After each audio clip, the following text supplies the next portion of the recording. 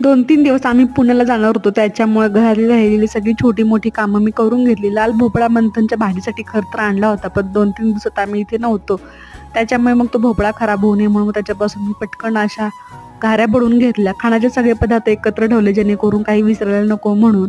तसं आपण विकतचे पदार्थ घेऊन जाऊ शकतो इकडं-तिकडं जाताना. पण मला माझ्या हातचे पदार्थ इतरांना खाऊ घालायला प्रचंड आवडतं. तर हे सगळं करताना कधी-कधी थोडासा थकवासुद्धा येऊ शकतो किंवा चिडचिडसुद्धा होऊ शकते जर कामाचं ताण जास्त पडलं तर. पण कसं आहे आपण केलेल्या कामाचं कौतुक इतरांनी जर केलं ना तर खरंच खूप अजून छान वाटतं. आपल्या पदार्थाची चव इतरांना कळते आणि ते जेव्हा कौतुक करतात ना तेव्हा खरंच खूप भारी वाटतं. दुसऱ्या दिवशी आम्ही सकाळी इथे लवकर पोहोचलो पूजेला.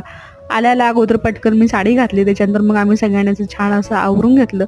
पूजा खूप सुंदर मांडली होती पंडितांनी आणि सगळेजण जेव्हा एकत्र येतात ना तेव्हा खरंच खूप छान वाटतं. कसा वाटतो छोटासा मिनी ब्लॉग नक्की सांगा. Bye bye.